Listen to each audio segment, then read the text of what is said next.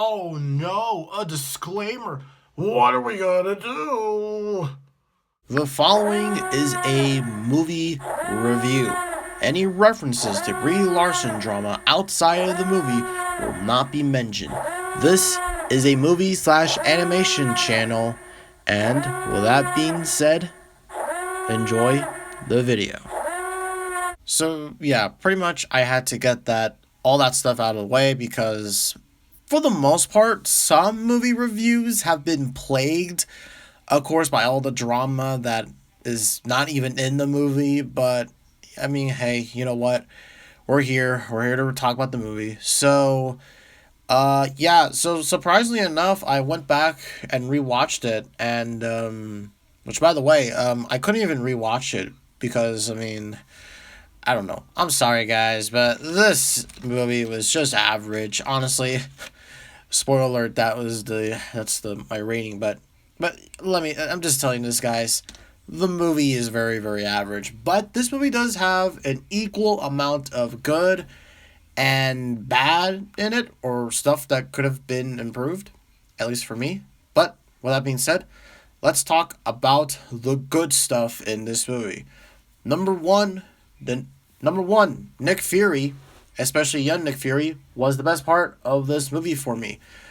I don't know what it is. It's just, I mean, of course, this is a younger, of course, version of Nick Fury. I, of course, felt that, you know, Samuel Jackson gave a pretty damn good performance as a younger version of Nick Fury, the Nick Fury, and you know, younger version than we know currently as of now and whatnot, sort of have you. And speaking of which, also another thing that I loved in this movie too was the de aging on Samuel Jackson and Clark Gregg. Like I said in the Ant Man and the Wasp review, it's great. It's perfect. It's great. It's great. It's unfortunate that they could do this with Luke Skywalker in the Mandalorian, but whatever. The scrolls. I'm not just gonna say this, but I actually like the scrolls in this movie. Or, for me, like, I'll be honest with you, I didn't really know who was really the main villain of Captain Marvel. I wanted to assume it was the scrolls because, of course, they've been portrayed as villains forever in the comics and then the like video games and cartoons. But here it was a little bit interesting to portray them as refugees. People are just trying to get away from, of course, the Kree, who are the actual main villains, of course, of the movie and all this sort of stuff. So I appreciate that. And also Ben Mendelsohn, I think, yeah, that's the actor's name, Ben Mendelsohn, who plays Talos. I loved his performance here. And I also loved him, also in Rogue One as well. I think he's a good actor. He's a great actor. I just need to just say that. And then also the last two, I'll be very honest, the last two are kind of biased sort of opinions.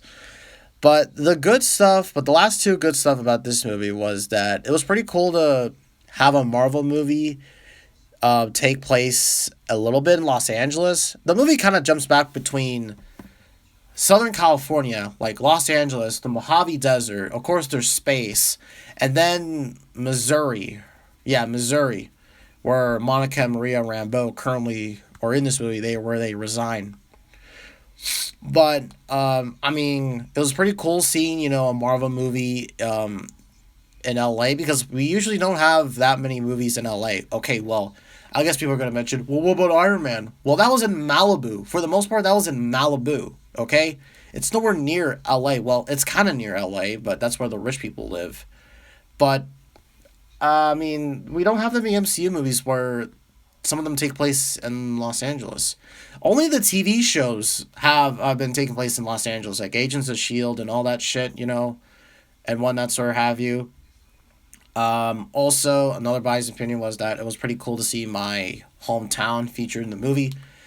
If you don't know, the desert, which is the Mojave Desert, that is where I live in Southern California, up the hill from, of course, Los Angeles.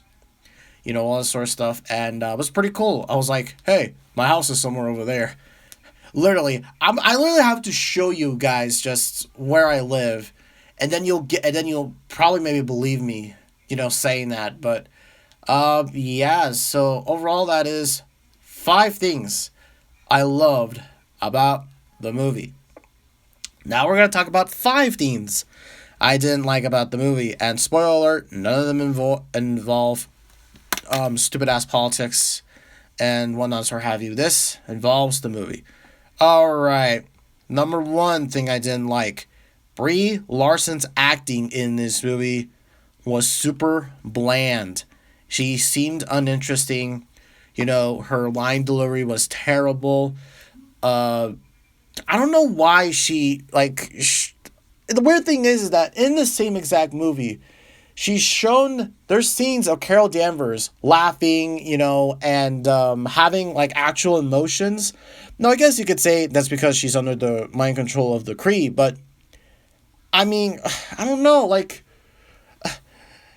I understand that, hell, maybe the Kree would want to not make her too emotional and all this sort of stuff and whatnot, sort of have you, but I mean, come on, dude. And besides, the funny thing is that, of course, Jan Rog keeps telling her control your emotion when she doesn't even show a different expression throughout the whole movie.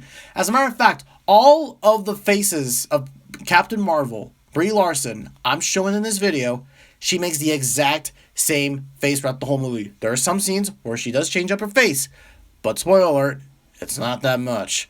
And here's also something that's a little personal-ish, but I just gotta say one thing, and that is, the one thing that I'll be very honest with you. When it comes to female superheroes for me, especially for me back in the day, like when I used to watch the X-Men cartoons, the Spider-Man cartoons, like hell, I love characters like Storm, Rogue, Black Cat, and hell, even characters, like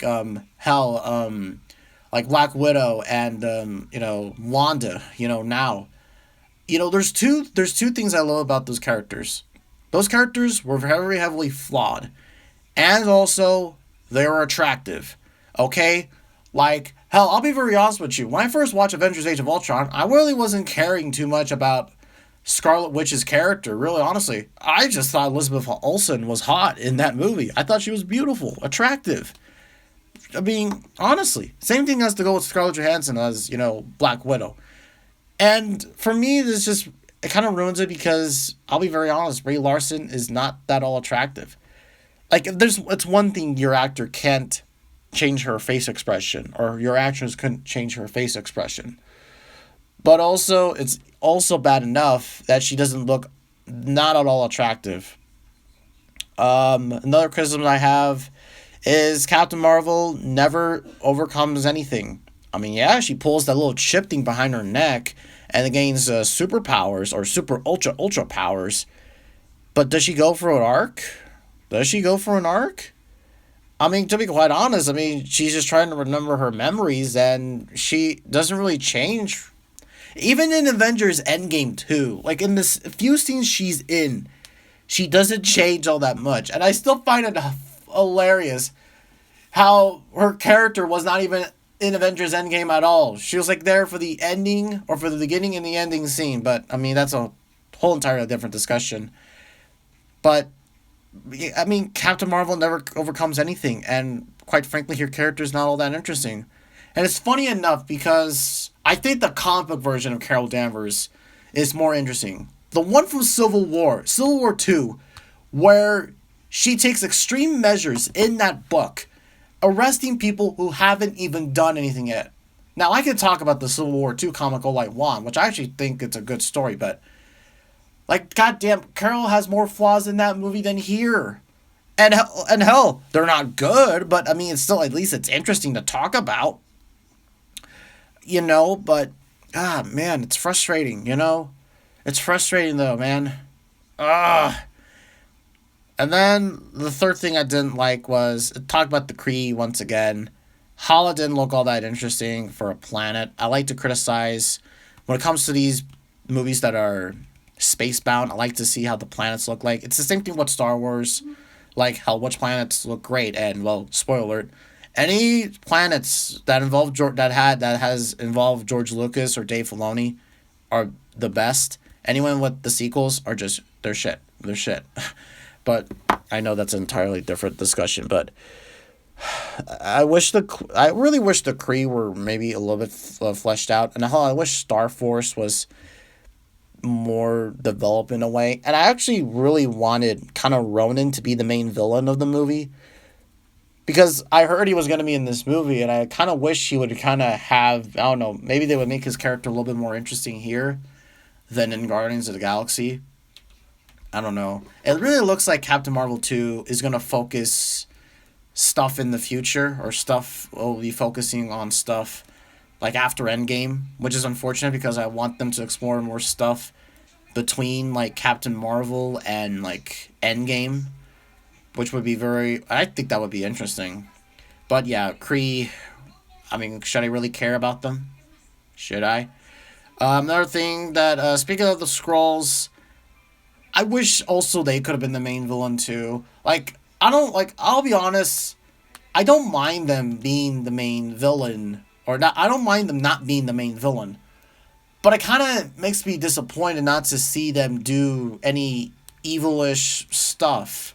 Like, I mean, goddamn it, guys. The Skrulls literally try to take over, like, Earth. Trying to, like, replace politicians. They try to take over planet Earth. And the ultimate question becomes, who isn't a Skrull? Like that one episode in Earth's Mightiest Heroes where, like in the cartoon, the Skrulls were even cooler in that movie or in that show than here. And and we're gonna get a Secret Invasion TV show in like 23. So I'm hoping that the Skrulls will be portrayed as the villains. But yeah, though, yeah, there's some frustrating things about this movie. And the last thing I have to give criticisms for, and honestly, this is something that I kind of have to regret a little bit, because now WandaVision is now developing, well, okay, I won't get too much into WandaVision, but I have to say one thing. Monica Rambeau is a lot more interesting in WandaVision than in Captain Marvel, her debut movie for the character. Albeit that's an older actress. I mean, still, I didn't really care much for the Rambeaus, to be quite honest with you. It's like, oh, that's cool, they're from the comic, but should I care about them? You know? And, the one thing that I kind of, like, I'll be very honest with you, I sort of, I sort of like the way they're going with, I like the way they're going with Monica Rambeau and her relationship, well, oh crap. Okay, guys, spoiler warning for WandaVision. I don't know what the timestamp is, but spoiler alert, which is not a big major spoiler. I mean, hell, you probably already got spoiled already by a certain character's return in WandaVision, which, by the way, a full review will come after the series has finished its run, on Disney+. But basically, there's a little beef between Monica Rambeau and Captain Marvel. Sounds interesting, to say the least. Hell, it sounds like everyone has a beef with Captain Marvel. It's funny to me. But, yeah, so I guess I have to end the video off here, or I'll end the video off here. Guys, overall, the movie is enjoyable enough, but it felt pretty average. It felt like an average movie. It felt like a movie that should belong in Phase 1 of the MCU. To be quite damn honest with you. And also, here's just a little criticism here, but who asked for a Captain Marvel movie? I'm gonna ask, did you ask for a Captain Marvel movie? Hell, I have been asking for a Black Widow movie for so long. Hell, no, not kidding. I've been asking for a Black Widow movie so damn long. And hell, the movie is still not even out yet. God damn it. Ugh. So, it sounded like this review turned into a little rant review, which I didn't want it to become, but unfortunately became that way. Hey, if the movie wasn't this shitty, then it could have been a positive review. But we'll have to say that for the Spider-Man Homecoming, or for the Spider-Man Far From Home review. Overall, guys, I would give Captain Marvel a 5 out of 10 rating. So yeah, thank you all so much, of course, for watching or listening. I think these videos are more better for listening, to be quite honest with you. But yeah, hopefully you all will have enjoyed this, and I got Spider-Man: Far From Home to review. And in terms of the other MCU movies, which I'll be tackling during throughout the next few couple weeks. Like especially I'll be doing like a retrospect on Civil War and Doctor Strange, considering that Falcon and Winter Soldier, their show is gonna come pretty soon, and all that sort of stuff. But yeah, overall, thank you all for watching. I'll see you next time. See you all later.